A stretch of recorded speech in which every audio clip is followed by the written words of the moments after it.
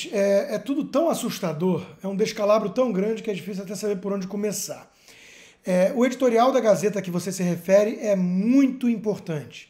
Eu tiro meu chapéu, aplaudo, ainda mais num contexto em que outros veículos de comunicação, outros jornais, estão fazendo vista grossa, fingindo que nada está acontecendo, ou pior, aplaudindo esse absurdo, esse abuso de poder que deixou de ser autoritário, né? É totalitário.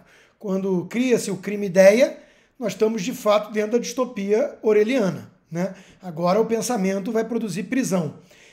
E veja o grau da coisa, né? Muito feliz o editorial da Gazeta em mencionar o grande irmão, esse é o intuito, e muito feliz de falar que a escalada está crescente num cenário de rompimento de limites faz tempo, né? Com várias decisões já teratológicas que foram cometidas por esse Supremo e ficou por isso mesmo, então eles estão dobrando a aposta. Só para mencionar outros veículos de comunicação e dar a ideia do grau que nós estamos vendo de cumplicidade e covardia dessa turma, o Globo, por exemplo, a coluna da Vera Magalhães no Globo, uma respeitada jornalista, né? Ela diz com todas as letras, Jones, com todas as letras, o seguinte, né? Ela diz que a medida foi preventiva e ela teve acesso a gente de dentro. O título é Ação sobre Empresários visa estrangular financiamento ao 7 de setembro, né? E aí ela diz, a ação é classificada na Polícia Federal e no STF, lembrando que a Polícia Federal tem uma ala supremista, né? Uma Gestapo quase ali do Alexandre, como preventiva. A ação é preventiva. As referências, de novo, são os atos já realizados e também o que ocorreu no Capitólio em Washington, depois da derrota de Trump. Isso ainda é a coluna da Vera. Lá, como aqui, as ações se desdobraram em duas frentes, uma mais visível da exortação do próprio Trump, a não aceitação do resultado das urnas e reação de seus apoiadores, e no submundo, o apoio logístico, ideológico e, sobretudo, financeiro ao que está sendo investigado como crime de conspiração.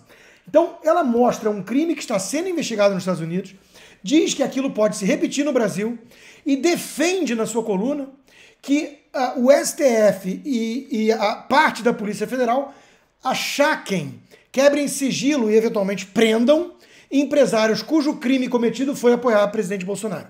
Porque vai que eles façam no futuro alguma coisa parecida e precisam de dinheiro, e eles têm dinheiro, e foi na mesma linha que o Reinaldo Azevedo, por exemplo, usou na Folha para aplaudir a medida do Alexandre de Moraes. Então nós estamos diante aqui de uma Stasi que uma outra reportagem da Gazeta, escutando especialistas, juristas respeitados, também fez referência, que era a polícia secreta do regime da Alemanha Oriental, né? Então nós estamos diante de uma polícia do pensamento. O crime agora é num grupo fechado, num vestiário de academia, numa conversa de botequim, você falar, putz, acho que até uma ditadura é melhor que esse troço. E aí pronto, você vai ter sua vida devassada, eventualmente vai preso. E quando faz isso com empresários bilionários, como por exemplo o José Isaac Pérez, de 82 anos, dono da Multiplan, né? Que é um cara discreto acima de tudo, e que tem um legado de filantropia e nenhum crime nas costas, o que esperar do peixe pequeno? Ou seja, o recado também é de alerta. Você fica esperto, porque se você apoiar Bolsonaro, se você se engraçar muito na crítica ao Supremo, e mesmo num grupo de WhatsApp fechado, você pode ser a próxima vítima. Ninguém está protegido, ninguém está blindado, não existe mais direito no Brasil. É uma terra sem lei, né? Aí vem essa notícia que você mencionou aí, do TSE, dizendo que o eleitor vai ter que deixar o celular com o mesário ou chama a polícia.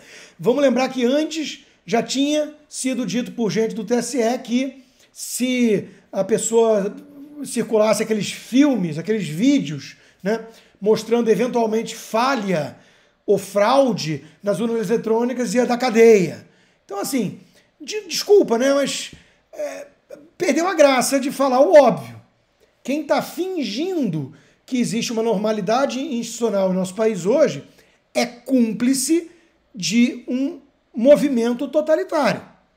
Um movimento totalitário, né? Criou-se um novo crime agora, o crime de você possuir um celular na hora de votar. Tá tudo muito escancarado, tá tudo muito bizarro. O que pode ser feito, Jones? Aí é a pergunta de $1 milhão. Porque tem uns que ficam falando que já esgotou qualquer reação institucional, porque as instituições estão podres e tomadas. O PGR foi alvo. O Randolph Rodrigues se sente livre e à vontade para falar que tem que prender todos esses empresários. Ele, que tem um vídeo público conclamando os seguidores do MST, numa comemoração do MST, a invadir as ruas e não mais sair de lá até, abre aspas, até derrubar este governo, Bolsonaro, eleito com quase 58 milhões de votos. Ele está conclamando um golpe. E nada acontece com ele, porque ele tem costa quente no Supremo. Aliás, muito boa entrada no STF, né?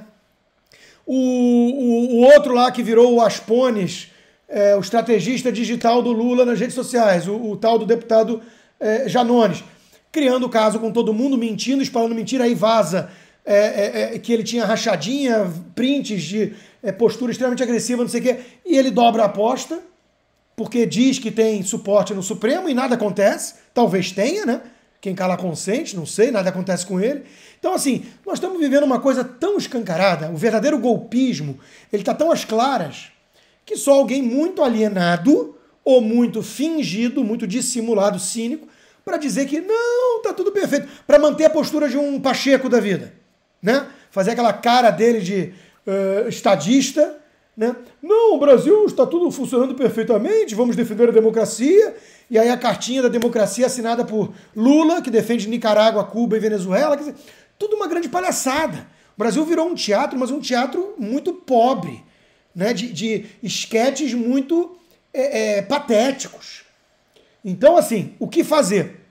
Alguns vão sugerir parágrafo constitucional, artigo 142, né? Gente séria e respeitada menciona isso, como o desembargador Ivan Sartori, o próprio Ives Gandra Martins, e outros vão dizer que não tem mais saída, sei lá. O Felipe G. Martins, eu trago aqui para fechar, porque ele é assessor da presidência, ele publicou recentemente um texto que eu acho interessante.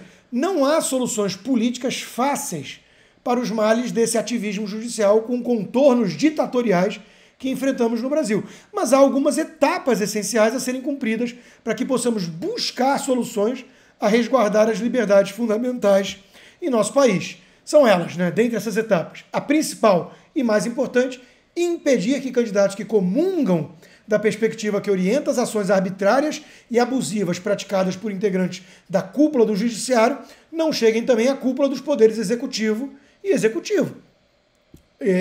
legislativo.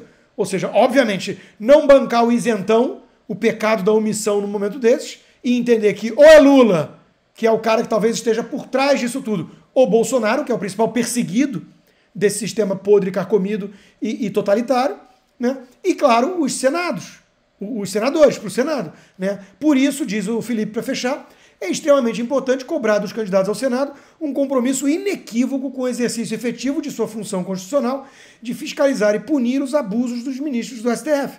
Se seu candidato não está comprometido com isso, busque outro candidato. Lembrando que o mecanismo de freios e contrapesos numa república democrática encontrado para esse tipo de abuso é o Senado frear por meio de um impeachment. Tem vários pedidos de impeachment embasados e o Rodrigo Pacheco, hoje talvez o principal cúmplice desse abuso de poder no país, porque ele está entre milhões de brasileiros e esses que deveriam ser os guardiões da Constituição e estão a estuprando diariamente. Ele hoje é um inútil, para dizer o mínimo, né, na melhor das hipóteses, um cúmplice na pior delas. Né? Então, agora é o seguinte, está chegando a eleição, há uma única pergunta importante para fazer para o candidato ao Senado. Você vai ou não vai lutar pelo impeachment do Alexandre de Moraes? Essa é a pergunta relevante. Nós estamos diante de um descalabro. Quem é que vai parar esse tipo de abuso? Essa é a pergunta que fica no ar, João, porque está todo mundo tenso, quem está atento está tenso, e com toda razão. Se fazem isso com empresários desse porte, se censuram, se cancelam redes sociais com 5 milhões de seguidores do Luciano Hang, obviamente para impactar o 7 de setembro, as eleições. Se fazem tudo isso dessa maneira ridícula, né? O que não vão fazer com os réis mortais? Estamos todos à mercê de um regime ditatorial togado.